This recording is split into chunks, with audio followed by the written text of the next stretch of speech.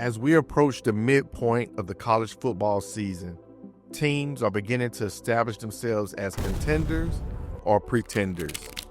We will analyze which teams possess the genuine potential to secure the national championship while identifying those that are merely pretenders and will likely experience a significant decline in performance throughout the remainder of the season. And welcome back to the Unbiased Room. We got a special little segment tonight, man. Pretenders or contenders? Vic, what you got? So my pretenders is the 5-1 Vanderbilt Commodores. So anyway, everybody on this highway Vandy, they even got us LSU as an underdog to Vandy. But I was wondering why people are going so crazy about Vandy. I looked at their schedule, who they beat: Utah State, Georgia State, Virginia Tech, South Carolina. And everybody is so hyped about Vanderbilt. But then I had to take a deeper look and realize, why are they so hyped about Vanderbilt?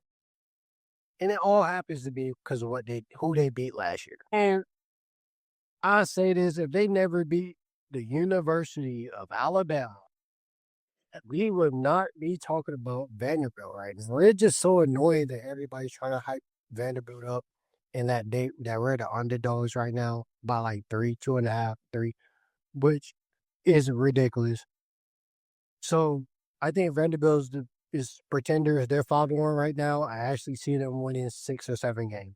They're going to win at least 1 game or 2. No more than 2 games going out the end of the season. And now put an end to the Vanderbilt talk, and we shouldn't hear about them ever again. John, what you got? Indiana. I mean, they walked into Eugene and beat Oregon. Now, we don't know what Oregon is, right? But, one of the things they held Oregon at 267 yards of total offense. And we're talking about the same offense that gave up. They had 424 yards against Penn State, right? I think Curtis Signetti is the real deal. I mean, he's 136 and 37 overall, right? But just think, he came to Indiana, and right now he's 17-2 at Indiana. His defense is tied for 4th in the country at giving up only 229 yards a game behind some defensive stalwarts like Oklahoma, Missouri, Ohio State. I mean, he's got that team humming. Now, they still got Michigan State, who I think they'll beat handily. They got UCLA, who's kind of starting to turn it around. Then they got Maryland. They got Penn State. They got to go to Penn State. We don't know how that's going to look. And then Wisconsin and Purdue. I think they get to the Big Ten title game. And I think they have a chance to beat Ohio State in that title game. And the reason I say that, Indiana beat Illinois 63-10. Ohio State only beat them 34-16. And that's just one common opponent that I'm using. You look at Fernando Mendoza, who's having a great season, right? His name is up there in the Heisman, as a Heisman candidate. They got a hellacious defensive front.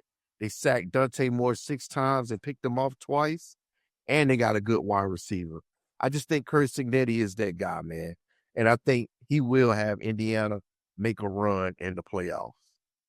I agree they'll make the playoffs. I don't know about making a run, but they'll make the playoffs. They're going to run into one of them big boys, and then we're going to see what they're really about. But like I said, I was wrong about them beating Oregon. So, And I think what's better about this playoff system is that we do get those matchups. You know what I'm saying? So I am looking forward to seeing them play somebody with some more teeth on offense and some more teeth on defense. Do I think they're going to beat them? I don't know. You know what I'm saying? But I think Indiana is a lot better than were last year. Yeah. Better than last year for sure. Yeah. All right, my pretender. I'm going with the Ole Miss Rebels. Lane Kiffin does this year after year, man. They start off strong, and they start playing games close and end up dropping a game to somebody they're not supposed to, right? They beat LSU barely, 24-19, and then they turn around and struggle with Washington State at home. They won that game 24-21 in a game that they had to come back in. They're actually down in that game. I think it was 14-0 at one point. So they had to come back and win that game. They are on the road at Georgia, and they're on the road at Oklahoma in back-to-back weeks. Lane Kiffin will drop some games. They will fall out of playoff contention, right? So the Ole Miss Rebels are my pretenders.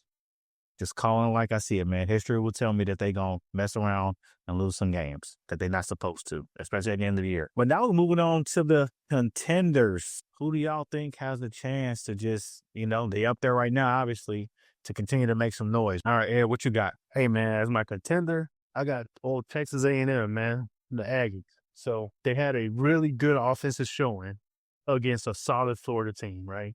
A solid offensive or defensive team in Florida. They put up 34 points against them. Now, here's why, man, because their schedule is not tough down the line. They have a tough game at Louisiana, LSU, right? And they got a tough game at Missouri. And then they wrap the season up at Texas. They have a very winnable schedule. They're playing Arkansas this weekend. Then they have South Carolina and Samford in between there. Their defense needs to tighten up. They got a stop rate of 73%, 16th in the nation, right? But they have a favorable schedule. They're not facing back-to-back, tough opponents like some other teams are facing 4 in a row, 3 in a row. They're getting a break, you know what I'm saying? They are a contender in the aspect that they could hop into the, towards the end of the season, a 10-2 team. I got them losing 3 games. The LSU game, the Missouri, and the Texas. Yes. The Missouri might be a toss-up, but they definitely losing at Death Valley. And they haven't won 15 straight games at Death Valley. They're going to lose. And then I just don't think they can beat Texas. Missouri. That's our little brothers, man. Missouri, that's a toss. That's our little brothers, man. We put them in a headlock, little brother style. The brothers got a little bit more tenure in the SEC than y'all, man. So I think when it comes to SEC play, I think Texas A&M knows how to ball a little bit better than Texas. Texas A&M they said that coming in, and you see what happened last year. So I just want to leave that there. If they're able to host a playoff game, I think that would be great to see a team come in to their stadium. Then, Florida was shook, man. Florida looked, that's the thing. A&M did not play a clean game. There was a couple times where a quarterback was turning around the wrong way, running back was going behind them. But the Florida defense, we see Florida's hang defensively with some other teams, that they play. But for them to drop 34 on them, I don't know, man. Made me a little bit of a believer. Like a whole lot of believer, man. You picking them as your contender. Man, I said contender. I didn't say to win it all now. Crazy work. We'll see, man. Just because, y'all got that little 8 in Texas and Texas A&M, and that's, we'll see, though. So, all right. Well, that does it for this episode of Done By Strong. Don't forget to like, subscribe, leave a comment, a friend to tell a friend. Tell us how we doing. Sure.